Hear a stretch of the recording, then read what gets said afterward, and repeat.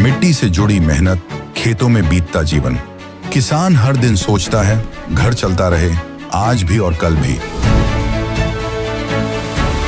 मौसम बदलते हैं, फसलें बदलती हैं, खेती के साथ साथ घर की जिम्मेदारियां भी चलती रहती हैं। भविष्य की इन्हीं जिम्मेदारियों को पूरा करती है एनपीएस, जो किसानों के कल को नया भरोसा और पेंशन की पक्की गारंटी देती है। एनपीएस भारत सरकार के अंतर्गत पीएफआरडीए के द्वारा एक विनियमित योजना है जो किसानों के लिए बुढ़ापे में पेंशन सुनिश्चित करती है।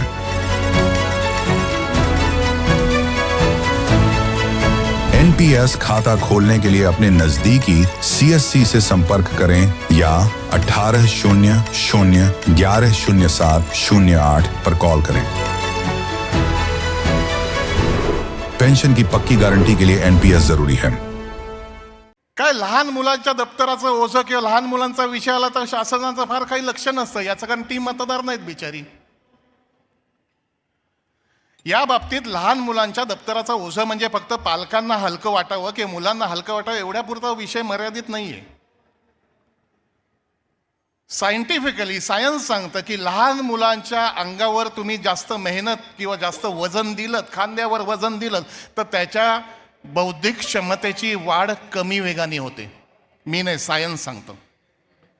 आणि हा वर्षोनवर्षात चघळला गेलेला विषय आहे आणि त्याला काही उत्तर मिळत नव्हतं. आम्ही प्रयत्न करत होतो. एक साधी गोष्ट तुम्हाला समजून सांगते, असं काय रॉकेट सायन्स नाही, अतिशय सोपा विषय आहे आणि मला खास करून सगळ्यांनी हा विषय उचलून धरावा आणि मीडियासमोर पण हा विषय मला एकदा दाखवायचाच होता. मी एक उदाहरण म्हणून इयत्ता 5वीची पुस्तकं आणलीत. या 5वीला किंवा अगदी दुसरीपासून 1ली 2रीपासून 8वीपर्यंत 6 ते 7 विषय असतात आणि प्रत्येकाचं एक एक पुस्तक असतं. हे बघा, हे एक मराठीचं, हिंदी, इंग्रजी, गणित, एन्व्हायरमेंटल स्टडीज, ही सगळी बालभारती,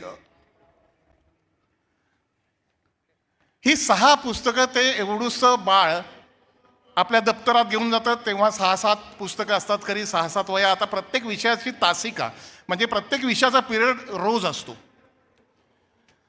तर प्रत्येक दिवशी जूनपासून 14 जूनपासून शाळा जी सुरू होते ते अगदी एप्रिल मला संपेपर्यंत ही एवढी पुस्तकं ते घेऊन जातो, एवढ्या वया घेऊन जातो.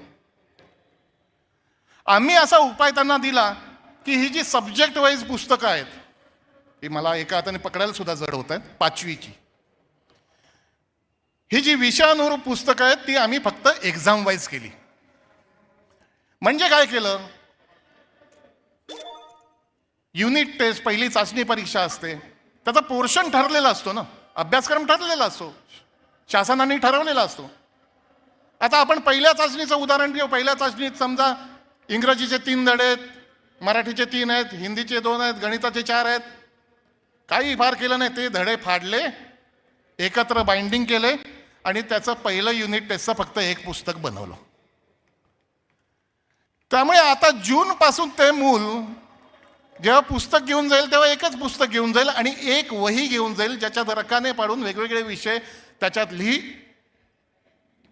आणि क्षणभरात ते एकंदर दप्तराचं ओझं मुलांचं कमी झालं.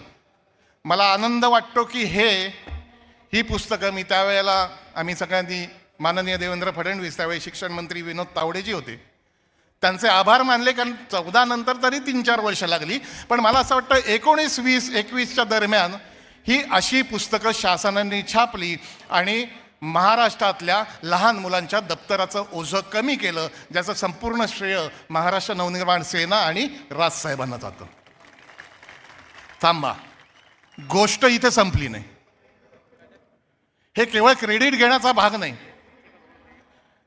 त्यानंतर गेल्या 3 वर्षापासून परत ही अशी पुस्तकं बंद केली आणि या वर्षीची मी पुस्तकं दाखवते.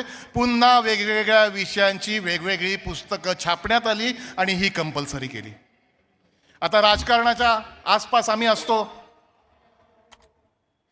त्यामुळे याची चौकशी जेव्हा केली तेव्हा प्रिंटर लॉबीचा दबाव, कारण त्यांना जास्त पुस्तकं छापायला मिळतात, त्यांना जास्त खर्च येऊ शकतो, बजेटमध्ये जास्त पैसे दाखवलेले जातात आणि पुन्हा अशी पुस्तकं आणली, परत पुन्हा एकदा दप्तराचं ओझं जैसे थे. आता हे का झालं असेल ते न कळण्यात का दूध खुळे नाही.